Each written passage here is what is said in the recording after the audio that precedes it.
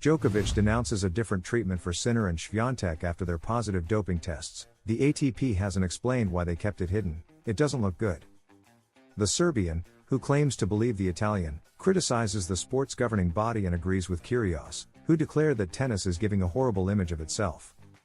Serbian Novak Djokovic on Sunday called for more transparency regarding doping suspensions in tennis, suggesting that high-ranking players seem to receive different treatment compared to others. The 24-time Grand Slam winner said he agreed with Australian Nick Kyrgios, who stated on Saturday that the current integrity of the sport was horrible. Both players referred to violations of anti-doping rules by the two world number ones, Italian Jannik Sinner and Polish Iga Świątek, during 2024. Sinner tested positive for clostebol, an anabolic steroid, twice in March 2024, receiving brief suspensions for each case. However, the Italian claimed unintentional contamination and was completely cleared by the International Tennis Integrity Agency, ITIA. The World Anti-Doping Agency, WADA, appealed this decision to the Court of Arbitration for Sport, CAS, which is yet to issue a verdict. Months after Sinner's case, Polish player Iga Świątek, now world number 2 but at the time ranked number 1, was also suspended for 1 month due to a doping violation after testing positive for trimetazidine, TMZ, in August. In this case, the ISHA also accepted the excuse of contamination. According to Djokovic, 37, who will play doubles with Kyrgios at the Brisbane tournament this week, high-level players like Sinner or Świątek are treated differently compared to those ranked lower in the ATP and WTA rankings. I think Nick Kyrgios has valid points regarding transparency and consistency in protocols and case-by-case comparisons, said the Serbian. We have players who have been waiting for more than a year for their cases to be resolved. While Djokovic says he believes Sinner when he claims that the clostebol contamination occurred through his physiotherapist, the Serbian admitted to being very frustrated, like most other players, about being kept in the dark for 5 months, he said. Sinner received the news about the positives in April, and the announcement wasn't made until August, just before the US Open. The ATP has not really explained in depth why this case was kept hidden from the public, he lamented. Then we had the cases of Simona, Halep and Świątek in the WTA circuit, and it's not a good look for our sport, he added, referring to the case of the Romanian former world number 1, initially suspended for 4 years in 2022 due to a positive test and an irregularity in her biological passport. This sanction was later reduced to 9 months in March 2024. I just question how the system works, Djokovic added. Why aren't they treated the same way as others? Maybe there are ranking reasons behind it, or perhaps others have more financial backing or stronger legal teams. Sinner and Świątek endanger tennis. Nick Kyrgios continues to speak out against doping in tennis and has seized the opportunity to attack Sinner and Świątek, claiming their disgusting positives are severely damaging the sport's image and integrity. Kyrgios's crusade against doping in tennis is one of the most intense seen from an active athlete against peers. But it cannot be denied that the Aussie holds firm principles and is serious about cleaning up his sports image, even if it means continually criticizing Jannik Sinner.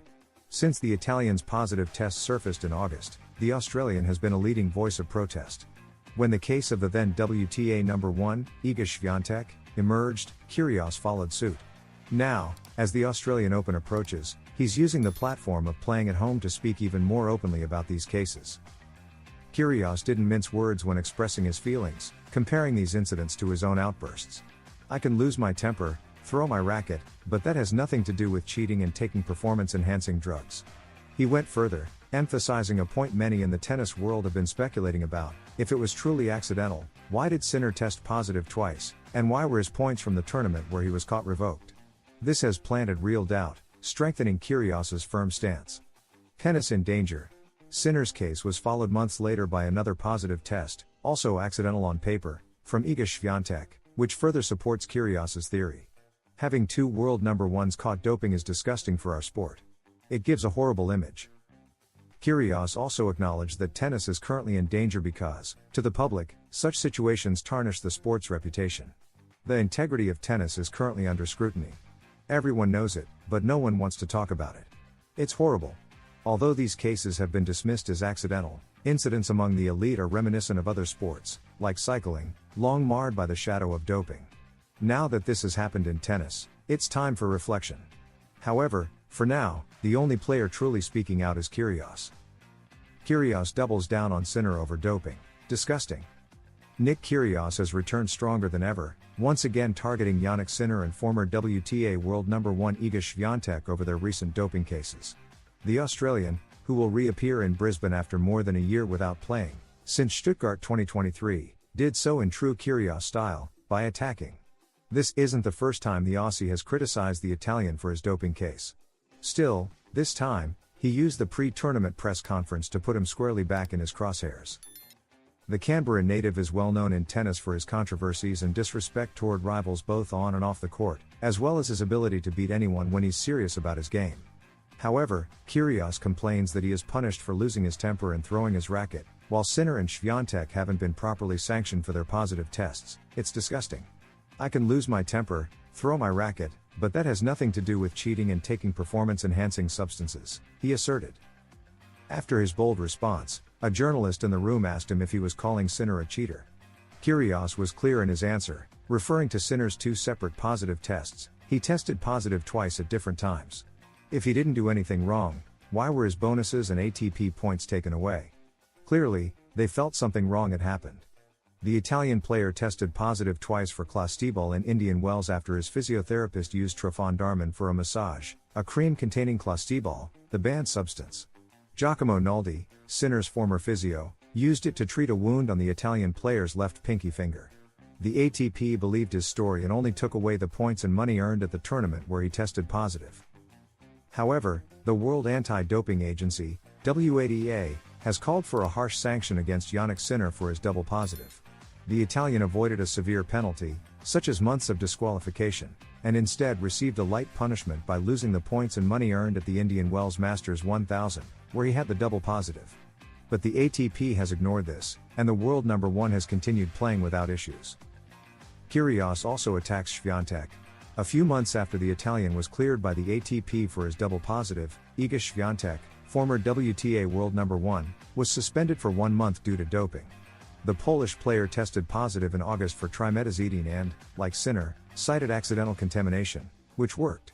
The International Tennis Integrity Agency, ITIA, accepted her story, and the winner of 4 of the last 5 Roland Garros titles was able to continue competing after serving the month-long suspension. Kyrgios criticized the ATP for the incident, calling it disgusting for our sport. Having 2 world number 1s caught doping is disgusting for our sport. It gives a horrible image. The integrity of tennis is currently under scrutiny. Everyone knows it, but no one wants to talk about it. It's horrible. If you enjoyed this video, don't forget to subscribe and leave a like, because here at Tennis Zone, we're dedicated to offering the best content for the best audience. We provide in-depth analysis, exclusive interviews, and comprehensive coverage of everything related to the world of tennis. Join our community and be part of the excitement of tournaments with us. At Tennis Zone, we strive to provide high-quality, up-to-date content on players, tournaments, strategies, and the most relevant events in the tennis world.